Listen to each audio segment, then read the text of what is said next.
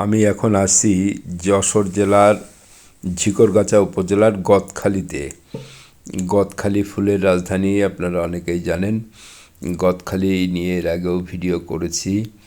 আজকে আবার এলাম ফ্যামিলি সহ গদখালি বেড়াতে। গদখালিতে প্রচুর পরিমাণে ফুলের চাষ হয়। সারা বাংলাদেশে গদখালি থেকে ফুলের রপ্তানি হয়। এখানে দোকানগুলোতে ফুল বিক্রি হচ্ছে, প্রচুর পরিমাণে ফুল বিক্রি হচ্ছে। দেখুন কত নানাবিধ ফুল, তো প্রচুর পরিমাণে ফুল বিক্রি হচ্ছে।